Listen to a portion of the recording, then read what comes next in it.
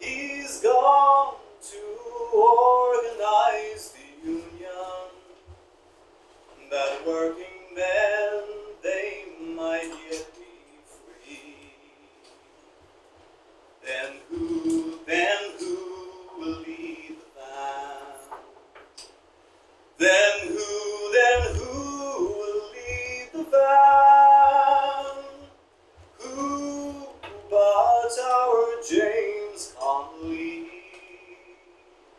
the hero of the working man?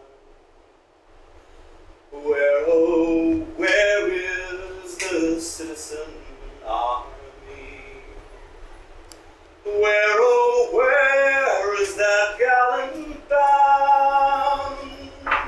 They've gone to join the great rebellion.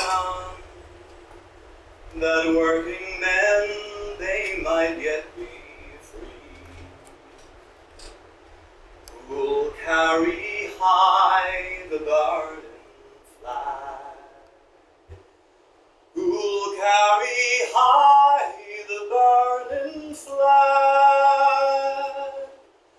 Who but our James Connolly could carry high the burning flag? They carried him up to the jail. They carried him up to the jail, and they shot him down on a bright May morning, and quickly laid him in his goal. Who mourns the death of this great man? Who mourns the death of this great man? Oh, bury me down in yon green garden, with Union men on every side. So they buried him down in yon green garden, with Union men on every side. And they swore they would form a mighty union, that James Connolly's name might be filled with pride. Where, oh, where is our James Connolly? Where, oh, where is that gallant man? He's gone to organize the union, that working men, they might yet be free. Yep.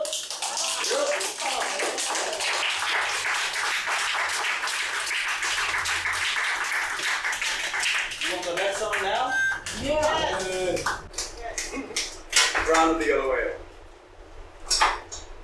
I was walking along one fine morning.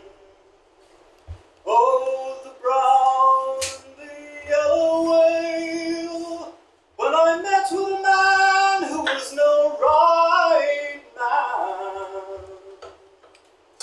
Oh, love of my heart. He asked me if the woman by my side was my daughter. Oh, the brown and the yellow whale. Hold on. He asked me if the woman by my side was my daughter.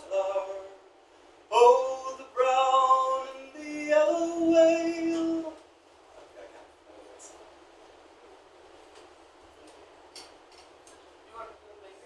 I'll do it later. So we continue.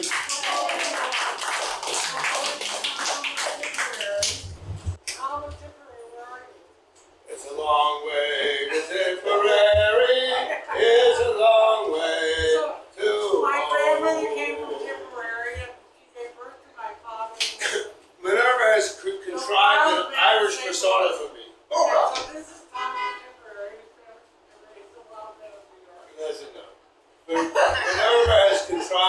Irish personality for me for a long time, and I've gone with it.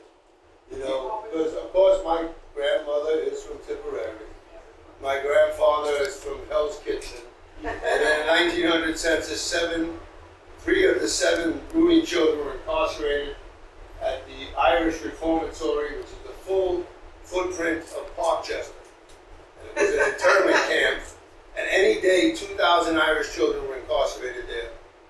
And of course, my people were there. And I got a little note from one of my cousins saying, oh, the poor Roonies. I said, this is fantastic. I know where they lived. I know what school they went to. I know what they did, the little bastards. And one kid was 8 years old, he stole $5 from a little girl on 47th and Broadway. And I said, he was 8 years old. It was 1900. $5 from a little girl? How little was the little girl? But anyway, let's get back to James Conley, you know. And we have to talk about the Easter Rising, right? What's the song from the Easter Rising? Do you remember? Come on. Come on. My name is Thomas. No, that's the end of it. What's the beginning? I don't know. On the 18th day of November, no, just outside the town of Melville, the Tan and Crossing defenders were hurrying along to their doom. And the boys of the column were waiting with hand grenades eyed on the spot. And the Irish Republican Army made up of the whole bloody lot. Come on, what's the one for Easter Rising? Come on, remember. Do you know her? You know it. That's the end of the prophets. I know I'm not that Irish. Only famous. My name is James Conley. I didn't come here to die, but to fight for the rights of the working man, the small farmer too. Protect the proletariat from the bosses and the screws. Don't put down your rifles, boys. Don't give up your dreams. A republic for the working man. Economic liberty. Oh, Lily. Lily. They locked us out. They banned our unions. They treat their animals better than us, Lily. And Lily was his lovely wife. But I love the stories of James Joyce and his lovely wife. Do you call it, what do you call it? Fuck, brother? Anyway, let's move along. Move along now to, let me see, Brendan Behan. How about Brendan Behan? You like Brendan Behan? The old triangle. It goes tingle, jangle, all along the banks of the Royal Canal. And the screw comes warning in early morning. Get out of bed and clean up yourself. In the old triangle, it goes jingle jangle all along the banks of the Royal Canal. And the screw came peeping. He thought he lay sleeping, but he lay there weeping for his girl's side.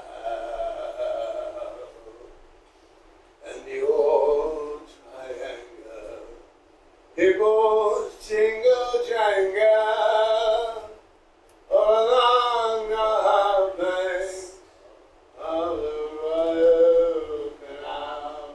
In a female prison, there are 70 women, and it's with them I wish that I did dwell, even if they didn't want me. And the old triangle, it goes jingle jangle all along the banks of the Royal Canal. And when Brendan Behan was a little boy, he would get charged. They would charge kids half a p, and they would take old cakes and they mash them together. But the young kids could come in for free. And Brendan was, of course, young. And they say, I will give you a cross of gold, and much and more than your hands can hold. If you'll marry, if you'll marry me, I will give you the keys to my chest, and much and more that I possess.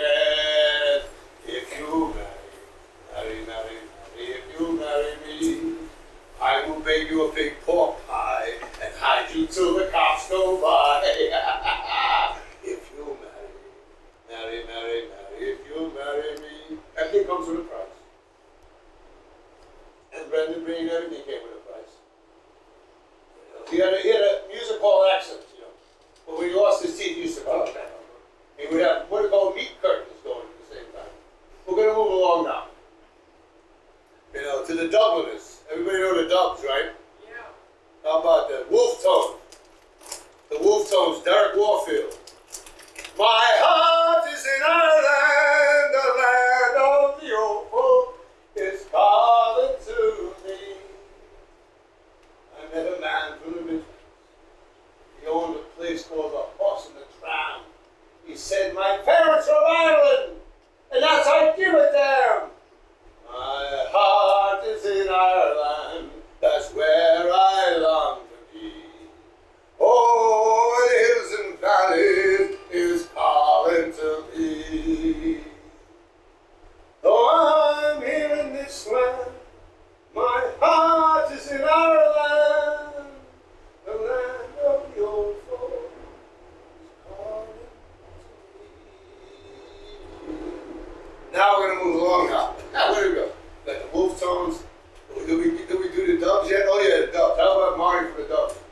Oh, that's a good one, you know. I wish I had someone to love me, someone to call me their own, someone to sleep with me nightly. I'm weary of sleeping alone. I wish I had ships on the ocean. I fill them with silver and gold, and sail them straight over to my true love. I'm weary. Anyway, and now we're going to go on to a reading of a great book. Because if you grew up in New York in the 70s, Times Square was the beacon. If you was a child. You got in your little Irish, whatever outfit you had, your Catholic school outfit, you got on the 4 train or whatever it was, you got to Times Square, and you went to Show World or something. But anyway. The other night we had the pleasure of doing a performance in Astoria at Shillelagh, right? Shillelagh, like, you know, Shillelagh, but there's always different spellings of it. And Ricardo was there, Katsu was there, Carlos was there, Ben was there. And as I was leaving, this gentleman who was the sound man kept trying to give me a microphone. I had my own mic with my little Terrorizer, speaker. He said, no, please, let me get you I'll give you 2 mics, please. I said, I don't need it right now. But that's him. So he threw it there. He threw his book in my bag. And I'm saying, this is pretty damn interesting. Why did he throw his book in my bag? You know, but I know Frankie the Wood, who runs this, who runs the venue. He's the man who hires everyone, and he's the son of Mr. Spavento, the Pizza Connection. You can look it up. But this is an Irish story, not an Italian story. Right. Times Square, 1971. This poor child was in a car with his mother on the way to New Jersey. I'll give you a little background. A half-naked woman stood in the middle of Times Square, flashing her exposed breast. Look at that lady in underwear. She's showing her boobies, I shouted. The lady had on lingerie. Being 7 years old at the time, I had no idea what lingerie was. All 4 of my sisters and my mother turned to where I was pointing. My mother's face seemed to swell red like she got hit with a waffle iron. She began yelling in a thick Irish accent, heads down right now, everybody, let's go. Stare at the floor, no looking up to Jersey. If anybody looks up, you know you'll get it when we get home. All 3 of my sisters' eyes went to the floor.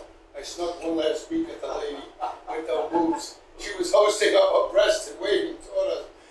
Let's go, Kevin. Look at the floor, my mother barked. Reluctant, I listened. It wasn't a good idea not to listen to my mother. Forget it. This is my first memory of Times Square.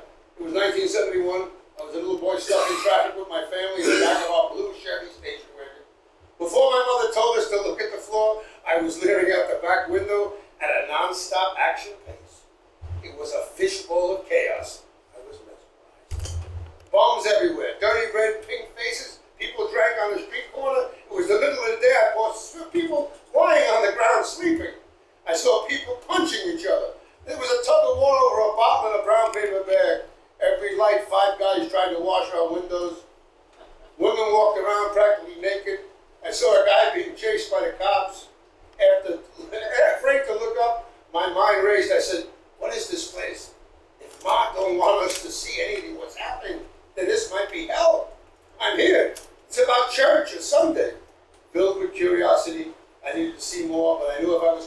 up, it would not be good for me.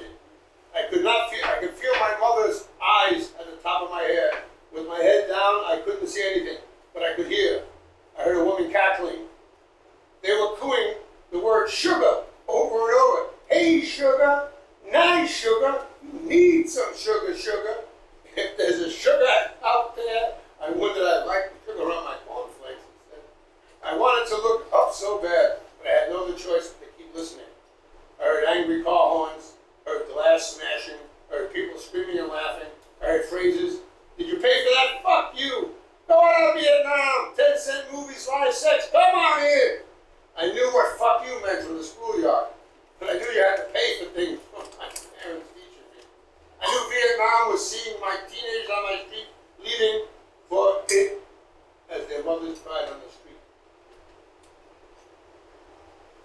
I knew what Vietnam was from seeing teenagers on my block leaving for it as their mothers cried on the street.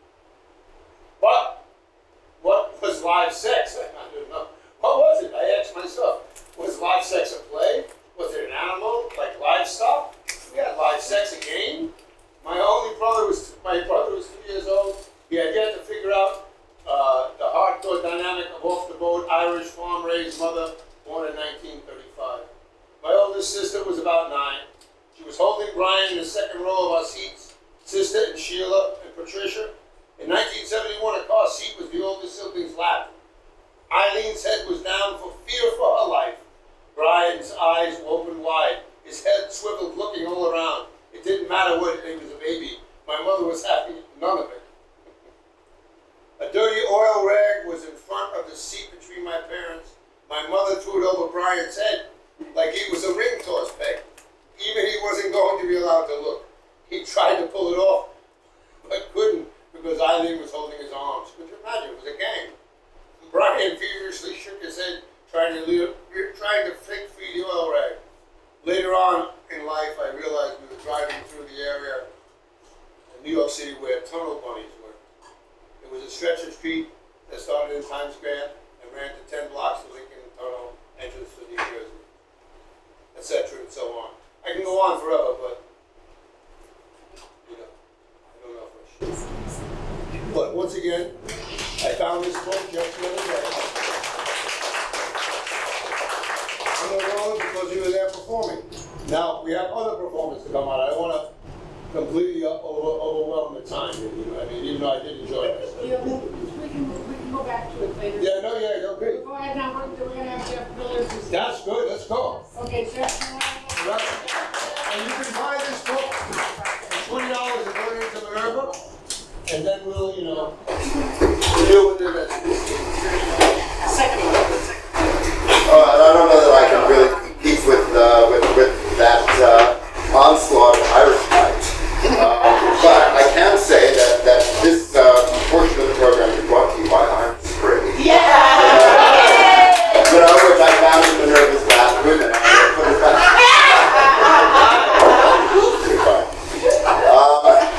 Okay, so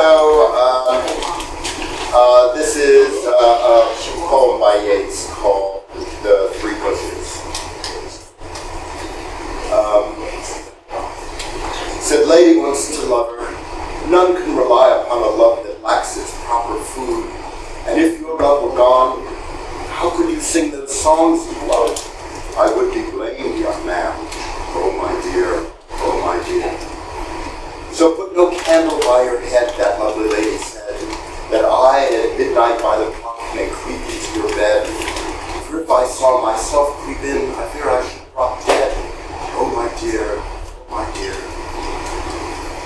I love a man in secret, dear chambermaid, said she. I know that I must drop down dead if he stopped loving me. Yet how could I but drop down dead if I lost my chastity? Oh my dear, oh my dear. So you must lie beside him and make him think you me. And maybe we are all the same where no candles are. And maybe we are all the same that lay the one there. Oh my dear, oh my dear. No dogs bark and midnight's chime, and through the chime she say, that was a lucky thought of mine. My lover looked so gay. drew a sigh if the chambermaid would have to sleep all day. Oh my dear, oh my dear. No, not another song, said he, because my lady came a year ago for the first time at midnight to my room, and I must lie between the sheets when the clock begins to chime. Oh my dear, oh my dear. A laughing, crying, sacred song, a leching song, they cried. Did ever men hear such a song? No, but that day they did. Did ever man ride such a race? No, not until he rode. Oh my dear, oh my dear. But when his horse had put its hoof through a rabbit hole, he fell upon his head and died. His lady saw it all, and she dropped and died thereon, for she had loved him with her soul. Oh my dear, oh my dear. The chambermaid lived long and took their graves into her charge, and planted there 2 rose trees, and when they had grown large, seemed sprung but from a single root, so did their roses merge. Oh my dear, oh my dear. The chambermaid lived long, and when she was old and dying, a priest came where she was. She made a full confession. Long looked he in her face, and oh, he was a good man, and understood her peace. Oh my dear, oh my dear. He said and bade them bury her beside her lady's man, and put a rose tree on her grave, and now none living can, when they have plucked a rose there, know where its roots began. Oh my dear, oh my dear.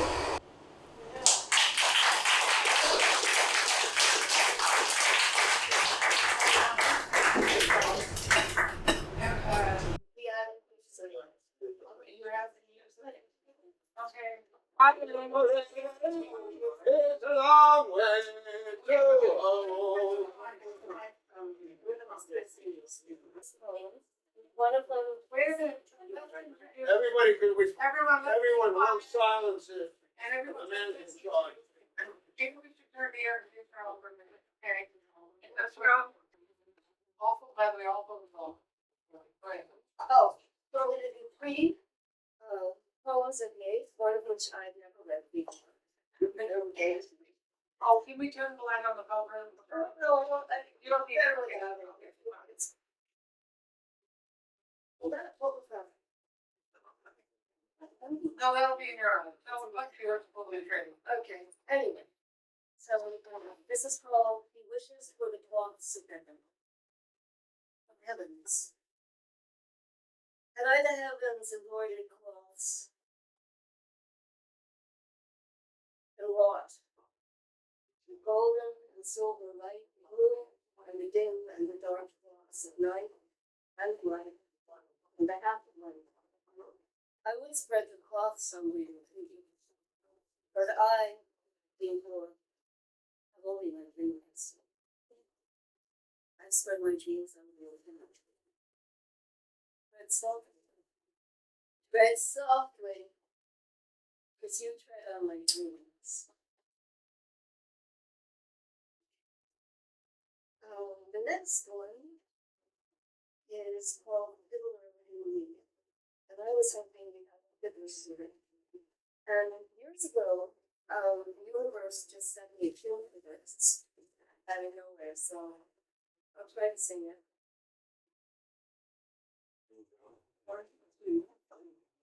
When I play all night, the wind do me, folk dance like a wave of the sea. My brother is tracing to garment, my cousin they look wild and free.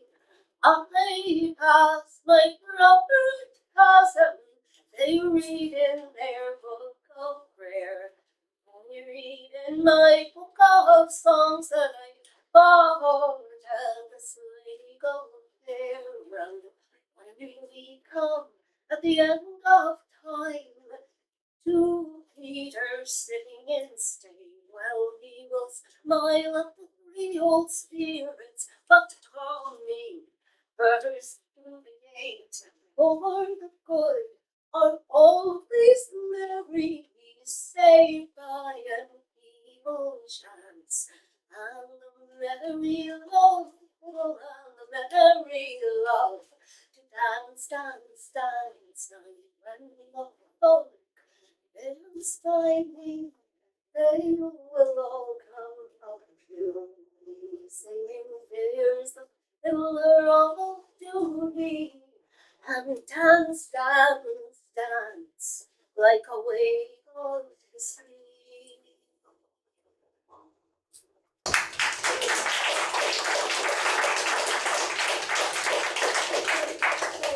I've never read this poem before. In fact, I don't know it because it wasn't in this book. So, here goes.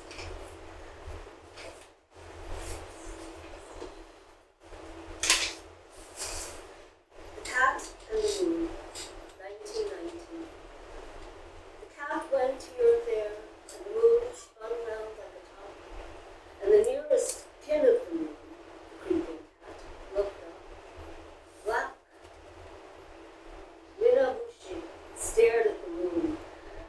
Or wander and wail as he would, the pure cold light in the sky troubled his animal's blood.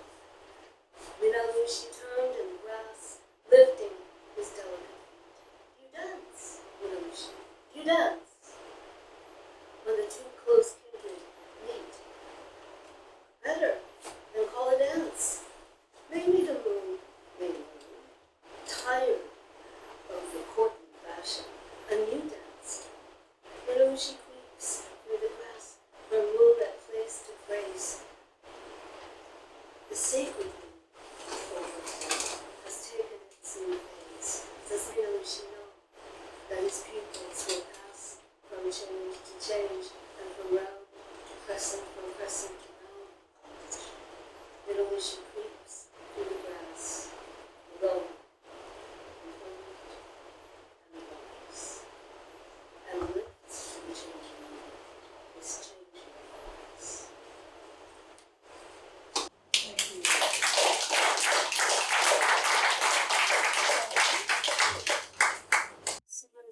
Is that it? No, we're doing a song. What do you want? Ben, Are they there? Oh, it's here. oh, right, yeah, so we just practiced this a little bit. Maybe a disaster. I don't know. This is Irish by way of Bob Dylan, early Bob Dylan, because, as I'm sure you all know, he was in that line in Stone. So this song very well is set to the tune of Leaving, which is a famous song about the Irish setting sail for America. Sure, but Dylan wrote a song there. So I was going to do it by myself, but then we wanted something out on the roof, and now we're a band. So you're just to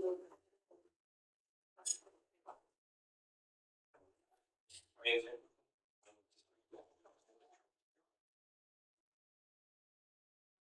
Are you performing?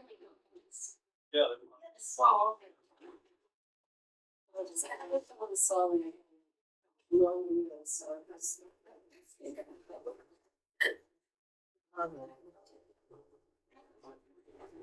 Now we know.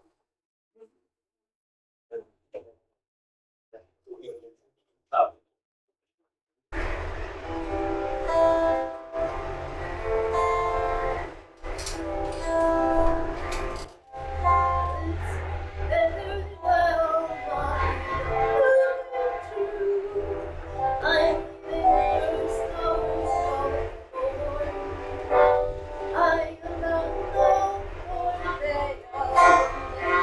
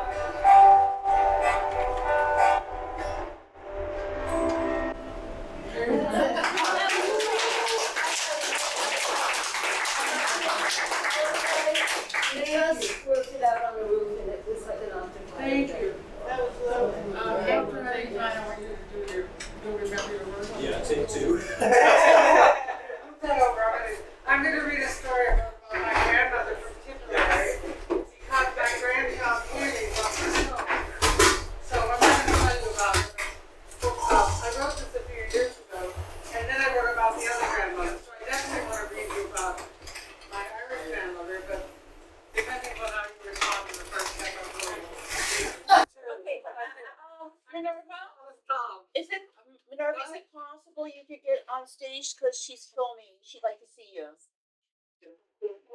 Oh, sit upstairs. Okay, I thought it was fine, but I won't. Hey. Anyway, I wrote this a few years ago, and Michael loved it, so I thought. I need a step. Okay. A step. Okay, I need a man over here. Mine's going where he needs to go. That's it. Okay. Let me take you. Okay, let me take you. Okay, one. Now two. You live in a sixth floor? Okay, I don't know. That's good stuff here. Here we go.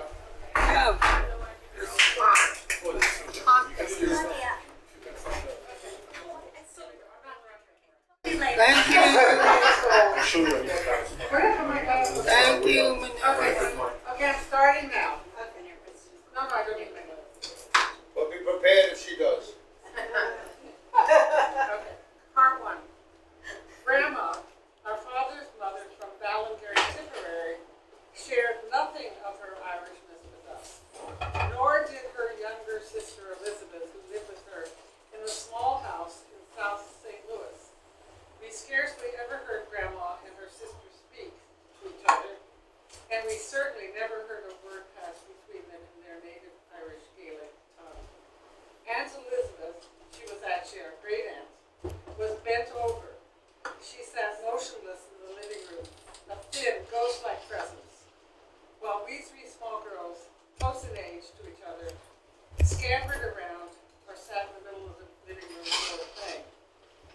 There were no toys in Grandma's house, but there were two gifts from her second son, Jimmy, that her second son, Jimmy, had sent home from Asia, where he was away at war. He was away at war. The gifts were a miniature Filipino stilt house constructed of sticks not much larger than toothpicks, and a big box of mahjong tiles decorated on their undersides with calligraphic Chinese characters and colorful stylized images of discs, flowers, birds, and bamboo. The tiles fit neatly into our little hands. Our little fingers arranged them and then rearranged them for hours. Thus, we amused ourselves with bounty from the Pacific front. Uncle Jimmy had also sent home a photo of himself. He was confident, handsome, and young, a soldier in a short-sleeved khaki uniform. His smile lit by a hot foreign sun.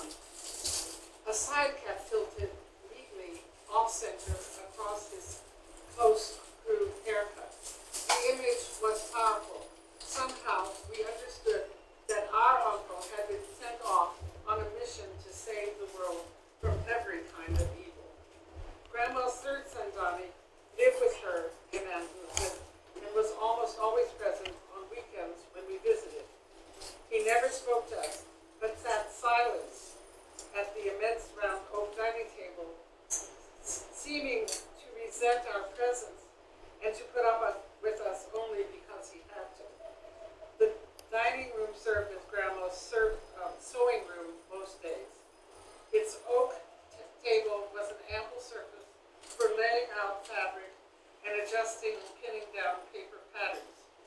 There she cut out pieces for dresses that she sewed for her neighbors, earning much needed money. Throughout her childhood, she made every dress that we wore for Easter and Christmas. The table was rarely set for serving dinner. Having been a widow for more than 20 years, Grandma continued to maintain and cultivate the severe appearance of a widow. While she wasn't bent over like her sister, she didn't stand up perfectly straight either. She clothed her thin body in dresses made of just enough fabric to allow motion while modestly covering as much flesh as they could. Their skirts fall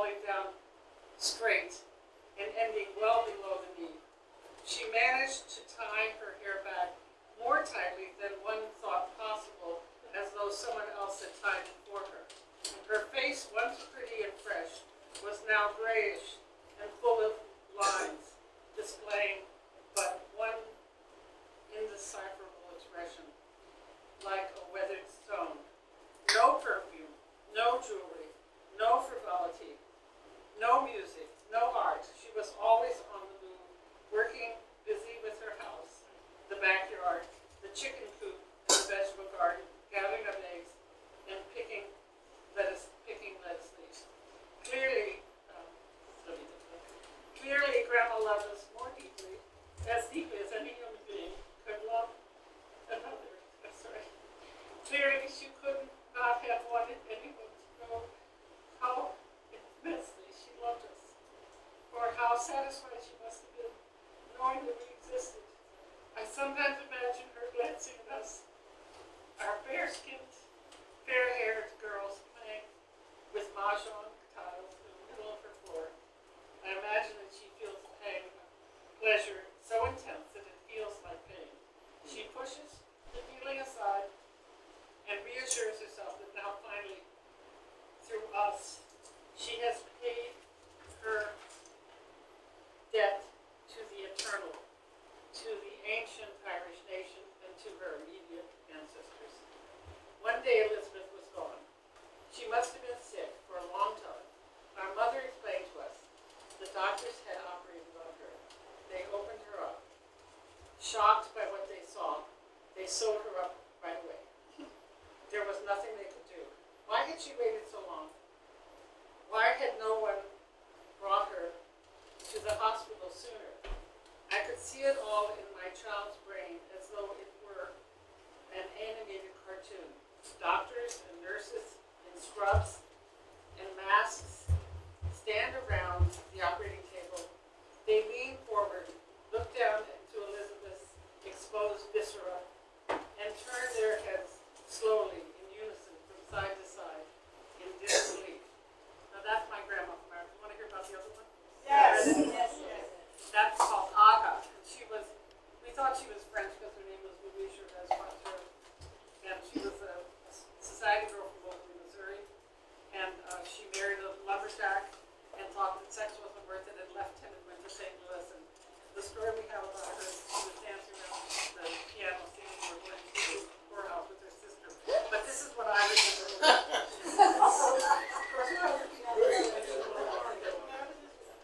So Aga, our mother's mother from Moberly, Missouri, freely shared her wisdom with my sisters and me. You don't want to wash dishes all your life, and you can love a rich man as well as a poor man. Oh, yeah. She might say when you visited her in her big house on Cavity Place, West Cavity Place in St. Louis. People either played their cards right or they didn't.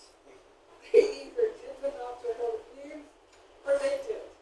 And lucky were those who managed to make a good marriage. Our mother's sister, Aunt Louise, her husband named Tiki, and their 4 children were with Aga.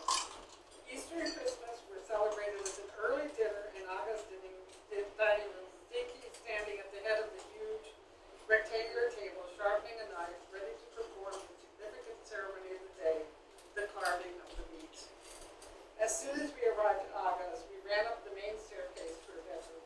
It was large enough to accommodate an elegant set of bedroom furniture carved from light wood in French provincial style.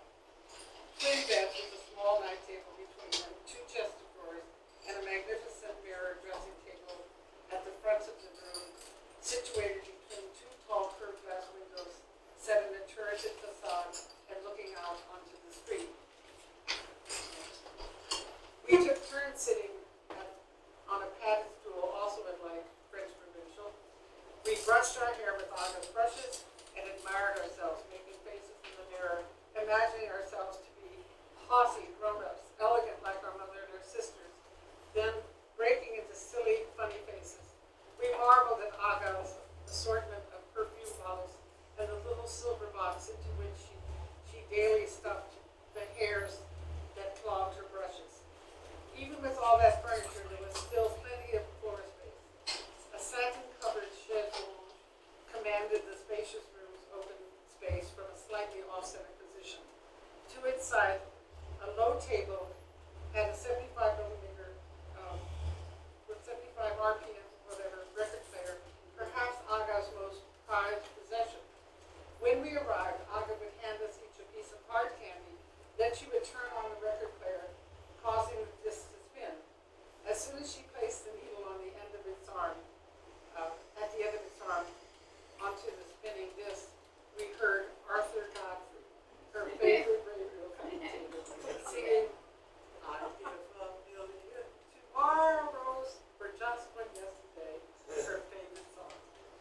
Arthur Godfrey's tone was self-indulgent. The half-spoken and half-sung words puzzled me. Few, if any, children could accumulate enough yesterdays, to feel sentimental about the past. My aversion to the sound of Godfrey's nostalgia gradually mixed with the smell of Aga's lavender and her lavender hand cream, whose fragrance overwhelmed the atmosphere. I began to think that while I wanted to grow up, I didn't want to grow up like Aga. And when Aga got out her syringe, sat sideways on the chaise lounge, pulled up her skirt, revealing her thighs, 2 alabaster pillars made flesh, and punctured her skin to deliver her daily dose of insulin, I was more convinced than ever that I didn't want to grow old. Our mother told us many stories about her family's history: marriages, pregnancies, suicides, illnesses, frequent betrayals, and the occasional heroic act, all of them embellished and romanticized as though they had been written by Victor Hugo. One story stood out above all of the others: Aga's unforgivable betrayal of her daughter, our mother. Already in their 20s, both Catholics and both anxious to have sex, our mother and father were married one night by a justice of the peace in Illinois, just across the river, using false names. They told no one until 6 weeks later, mother's 18-year-old sister Louise eloped on the night of her debut party, swept off her feet by Dinky. Both sisters were pregnant. Aunt Louise and Dinky moved in with Aga. Mother confessed her marriage, and her marriage was legalized. She and our father moved into an apartment on Clare Avenue in the Central West End. Neither sister had played her cards right. Neither had made a good marriage. In consequence, they would both most probably be washing dishes for the rest of their lives. Washing dishes. Washing dishes? Washing dishes. Washing dishes. That's what I said. My Aga used to say, you don't want to wash dishes. You could marry a rich man as well as a poor one. You don't want to wash dishes. But I imagine the conversation differently. Oh wait, I'm sorry. Aga, so my mother married my father. So Aga took it upon herself to have a private talk with our father. Mother was sure that Aga had said to her son-in-law, "Now that you have married my crazy, impulsive daughter, she's your problem, not mine." That's what my mother thought. So I imagine the conversation differently. I see Aga and her father standing face to face in the middle of Aga's spacious bedroom, surrounded by the fragrance of lavender. She bypasses her inclination to be charming and looks hard into his green eyes. Seeing a spark of the wild in his eyes, she speaks sternly, as though her words contained Satan himself. "You have married into a prominent, meaning old French early 17th St. Louis family. You are not one of us, but your children will be. At all times, your behavior will reflect the prestige of our family. No misbehavior will be tolerated. If you misbehave, the family will protect itself. My daughter, now your wife, may sometimes be impulsive and difficult, but it is now your duty to put up with her and to protect her. If you fail in that duty, the family will protect itself." Whatever she said, Aga had crossed the line. It was unforgivable. She had inserted herself into a relationship between lovers still infatuated with each other, still in the honeymoon stage of their relationship. Lovers who had just sworn to stand by each other, for better or for worse. I was about 4 years old when mother was hospitalized with mastoiditis. A surgeon cut away the infected part of her mastoid bone, just under and behind her earlobe, in an operation called mastoidectomy.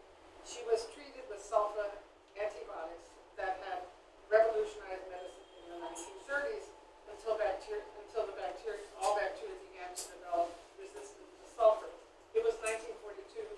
Penicillin, a miracle drug, had only recently been purified and was being used to treat infections. Penicillin was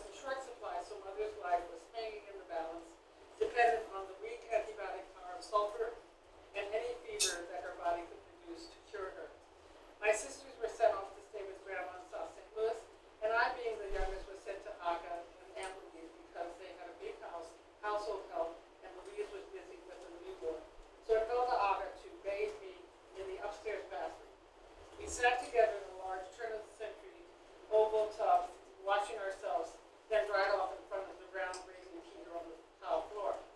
I have one intense recurring memory. Aga and I have just dried ourselves off. We stand naked facing each other in front of the heater that glows like a sun at the center of a small bathroom universe. While my young body can reach no higher than her navel, I perceive all of her form as though she were a statue in a museum.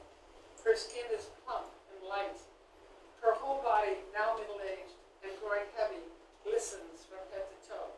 She is reaching out to me, trying to instill a message, telling me something important that words alone cannot convey. I'm sure of it.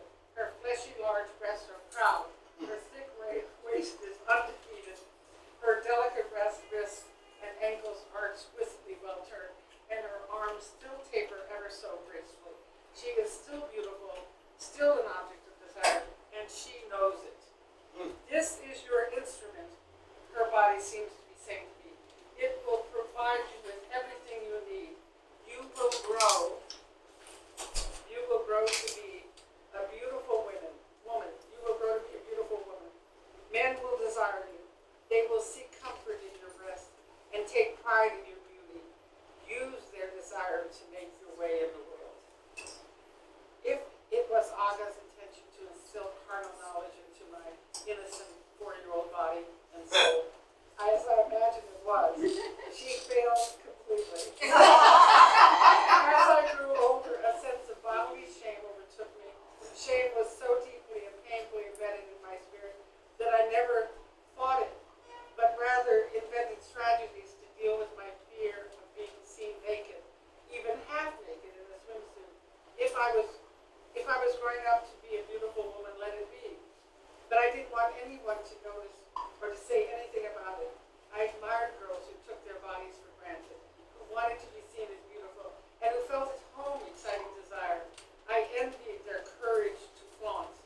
I never followed Aga's spoken or implied advice. Instead, I look forward, that's the advice going back to you. I look forward every day to washing the dishes after a good meal. I have never loved a rich man. Unfortunately, I don't see my life as a game of chance to be played out cleverly from a hand of cards dealt to me by fate.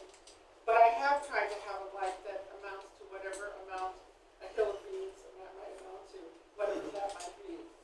My marriage wasn't a good one. I was unlucky, but I tried to make the best of it, finding what happiness I could in motherhood and in civil rights and anti-war activism. The marriage ended badly when my husband could no longer pretend to be someone he wasn't. It was a stunning transformation. He bonded with a man, a former student, and took him to be his proper and lifelong mate. He didn't need me anymore. He mocked me. He dismissed me with insults, criticized my cooking, disapproved of the way I kept house, and complained that I failed to discipline the children properly. It became obvious to everyone but him that he was erasing me from his life. As for my recurring memory of Aga, don't get me wrong. Standing before me naked in the bathroom that day, she was a divine presence. The source of all life, my mother's life, my sister's lives, and my life. The memory of her body is the most precious, the most meaningful memory of my life. It is my talisman. It connects me to eternity. Through it, I connect to the Paleolithic past, a time when small fertility fetishes must have been all the rage. One day, after having many weeks away from home, my sisters and I were told that we would be going home again very soon. Early that morning, the doctor had walked into my mother's hospital room, all smiles. He stood beside her bed and looked into her face, now hollow-cheeked. He spoke when their eyes met. Thank God, he said. Your fever broke last night. You will live.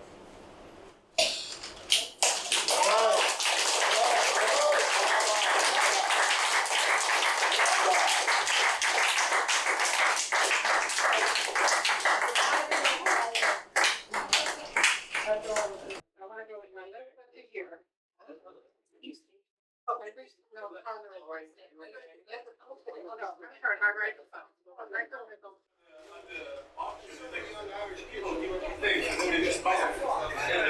The money stays in the house. Is that book available? Besides the one that was already.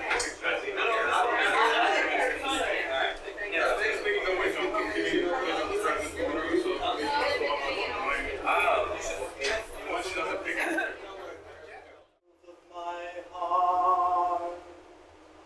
He asked me if the woman by my side was my daughter. Oh, the brown and the yellow whale. When I said 'twas my wife, his manner didn't alter. Oh, love of my heart. He asked me if I'd lend her for an hour and a day. Oh, the brown and the yellow whale. I said, if she thinks that's fair, you may take her away. Oh, love of my heart. He said, I'll take the high road, you'll take the other. Oh, the brown and the yellow whale, and we'll meet again by the ford of the river. Oh, love of my heart. Well, I waited by that ford for an hour and a quarter. Oh, the brown and the yellow whale. When next she came to me, 'twas without shame that I saw her. Oh, love of my heart. When she told me the story, I lay down and I died. Oh, the brown and the yellow whale. She sent 2 men for timber, she never even cried. Oh, love of my heart. With a board of alder and a board of holly. Oh, the brown and the yellow whale, and 2 great sacks to wrap all about me. Oh, love of my heart. Well, if my own dear mother had never been a woman, oh, the brown and the yellow whale, there is many another song I could sing about women. Oh, love of my heart.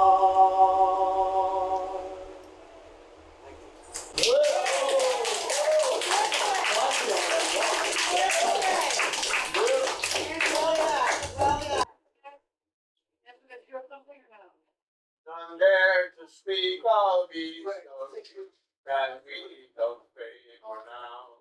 Okay, so When the rising tree went down the fight, the forest is all around.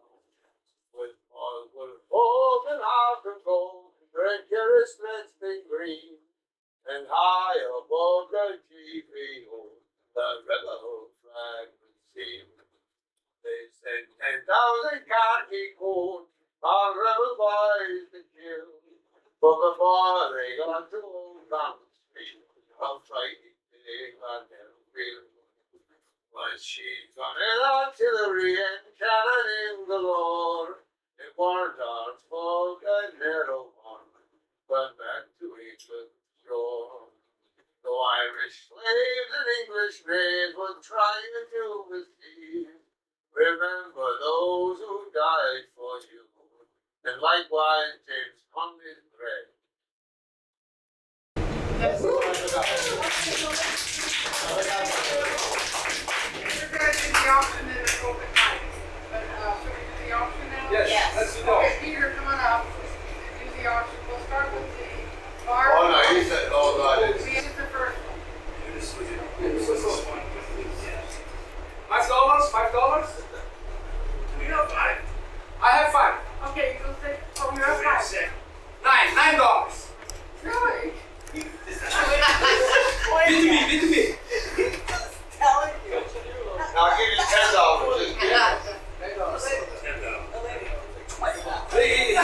You win, right? One, right away. Come on, keep it moving. That's for one. $10. Okay, two now. That's Tom Regan. Thank you. Yay! $5. I give you $5. Paris. I give you $5. What's it called? Oh, the foot, that's a foot bath. This is the foot. I can do like It's a good one. $5. Francisco? holding up. 21. Wow. 2, 3. What's your name? Ruebel. Applause to Ruebel. This is beautiful. Oh my God. The kid is for classic Greek profile. You cannot have it. You have to go to Metropolitan City. What's your number? What's your number? 8, 9. Okay. I watched Barbara do this one, then go back in here. Barbara, I think I lost it off. I have one off. She's the rock star from Veronica. This is me. 4 years ago. And my time was I did that 4 years This is ago. original by Minerva grew up 40 years ago. Oh, let's go. The 2 feet. I give you $5. 2 feet. Come on, $100. We have 7. 7. Over a million. We have 9. I have 9. 9. Charles with a 10. We're on. Okay, wait a minute. I'll tell you the truth. This is my book. Let me read what it says. It's not a book. The edition of the None Such Dickens is published in 2000. In the United States of America by the Overlooked Press and in Greek written by somebody else. Copyright 2005. So Illustrations, the original illustrations by it does have incredible illustrations and it is a lovely book. If you get No, it. no, these are Beverly. That would go $20. $20. Starting at 20. Starting at 20. Beautiful design. Beautiful model. What are you willing to pay? Who's the artist? She wants to know. For a test, it's just about my saving my kids' artwork called. I guess not. So who was 16? Me, There you go. Okay, awesome.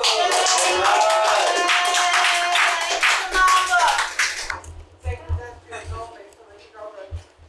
Keep those notes up for you. Let's start at $2, right? $2. Give me $4. $4. Come on, for one. For 2. For two. $4 for two. Do I hear more?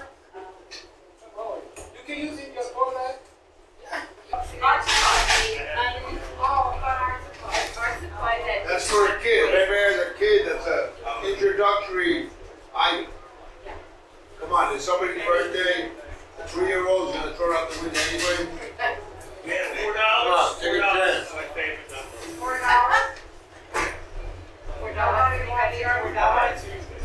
I'll do $5. Right. This is an original by Minerva. Come on, you know, I can see it. everything is finite. 24. Okay,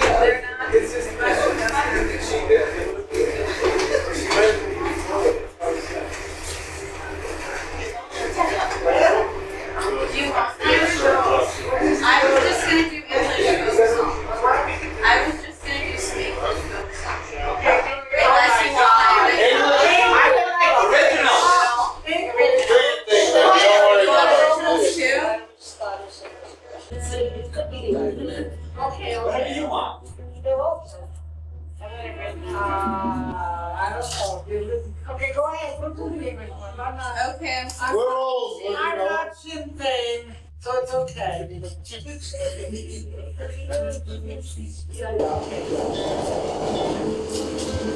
Kneecap.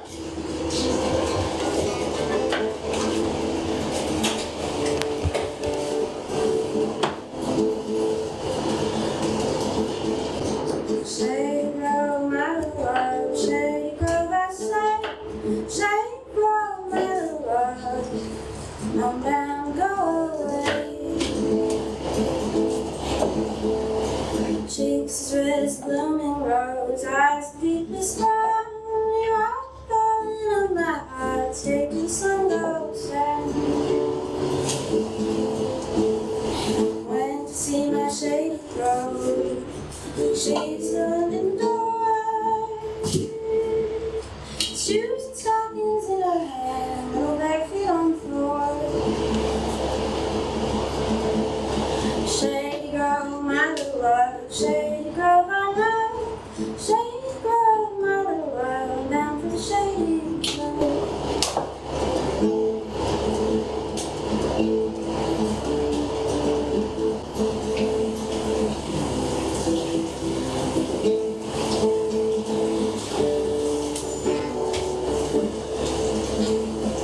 Wish we had a big front horse, corn feeding mine. Little pretty girls said, corn feeding when I'm gone.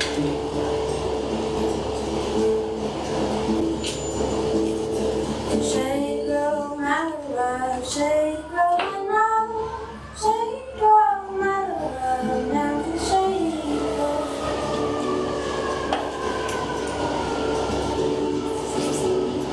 Shady girl, my love, shady girl, I know. Shady girl, my love, now go.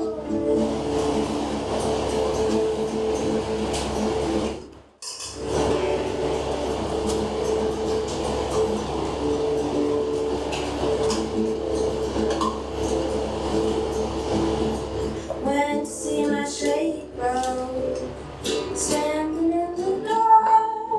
Their feet in stockings there, their feet on the floor.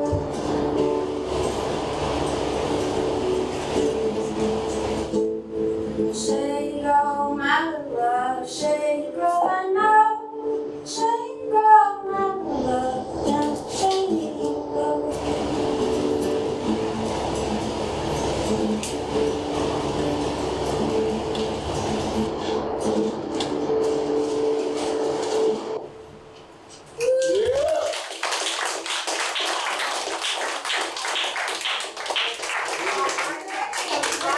okay, right here, wait until we go. Okay. Before Ryder goes, I'm gonna auction 2 pieces first.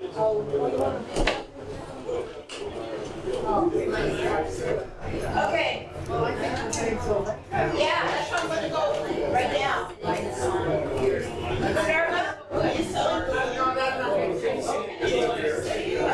Okay, so Ryder, go Ryder reads your poem. Not yet. Not yet. Wait, no, Barbara, Ryder reads a couple poems. Ryder is back. Can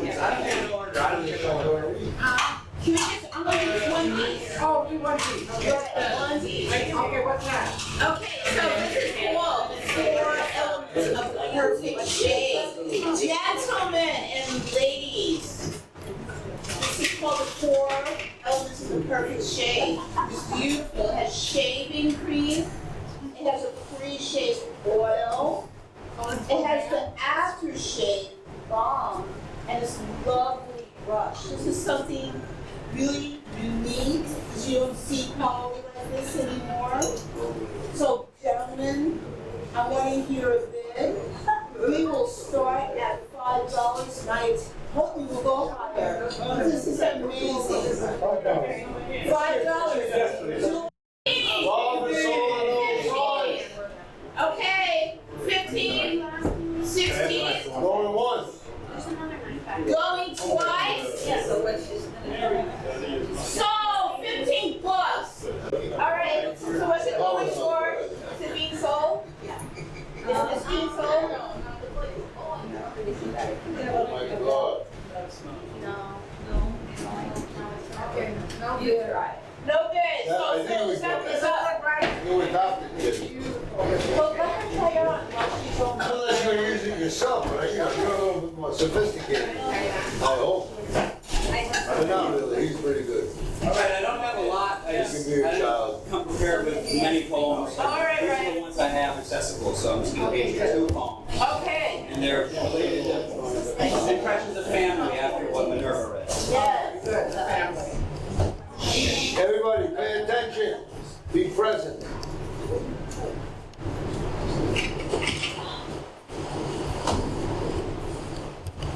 What? Did you think Montaigne would live forever?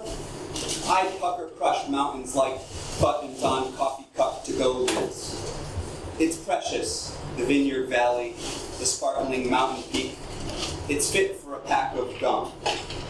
Anyway, considering my absent father, by the weeping sympathetic grasses, huddled before the firefly forest, the thumb of the night rubs from the deep, squeezing me like an empty tube of toothpaste. Oh, true. This is it. This is the only other one I have, unfortunately. Thank you for listening. Yes. That's great. My dead grandfather was a library in the basement where his grandchildren did heartbeat gymnastics on plush blue cylinders and flattened cubes, stitched together like a Jacob's ladder next to a painted clue to his missing mysterious daughter. Already in the sterile lamplight, the beige computer grew like a cancer. Stapler, paper, what was there? The books were closed. What kind of wartime? What kind of oil? What kind of ocean liner? What kind of sweat? What kind of sun beating down? What kind of public hat?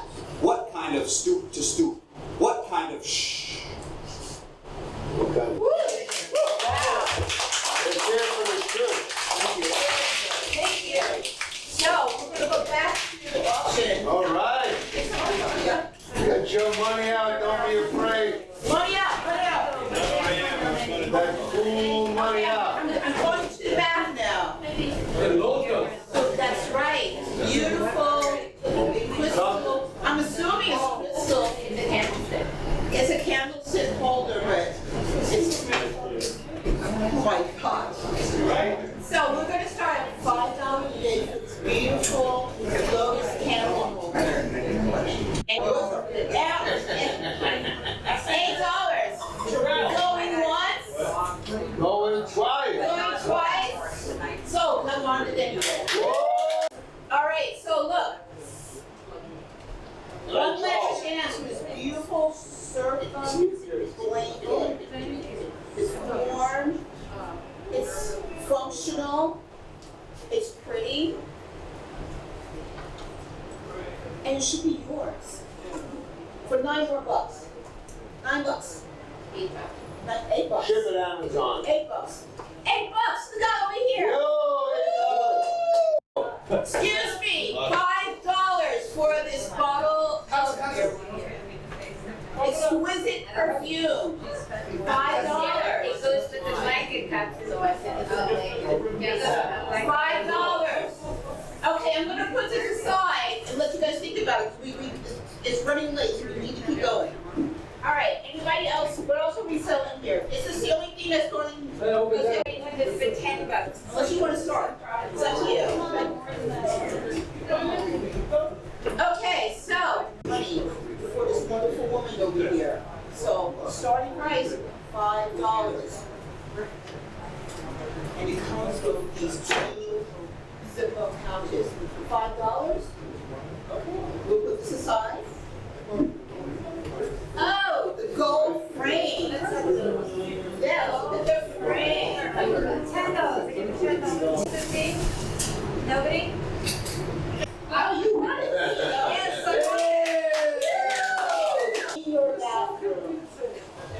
$5. I'll give you 5. Okay. Going once. Going twice. Sold to a man who obviously has more taste than anybody else in here. Here you go. Okay, so who is the lighter? You're right. Jim Morrison.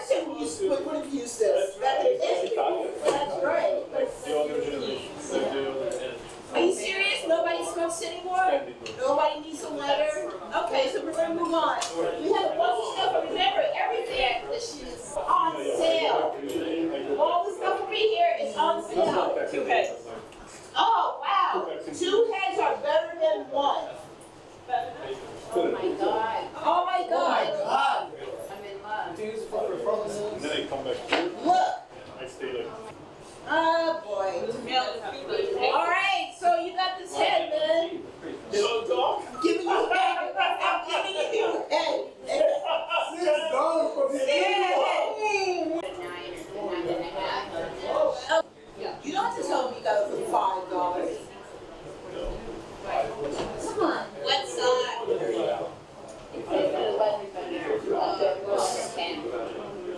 Do you want to try them all? No, my feet are small. They're very narrow. Okay, so we're going to put these aside because it's getting late. I want to keep going. This is a cactus terrarium. Okay, this is a cactus terrarium. So you can actually have nature in your house. This is actually a really good thing to have. Really. It has complete grow kit. Yeah, we got a book. All right. Congratulations. Okay, so what's supposed to be happening? Ooh, this is pretty. I have to work that. Isabella. Meet in Japan, fabulous service, weekends, cold, 641. Hey, so look, we have these gorgeous bags here.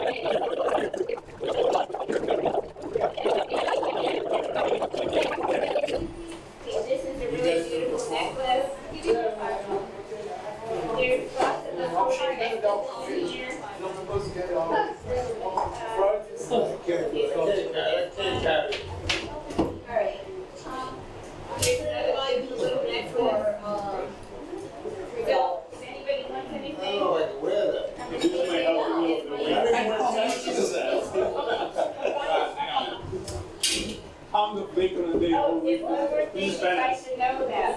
This came from Russia, from like, Hold on, we have a special Russian item here. from like, many,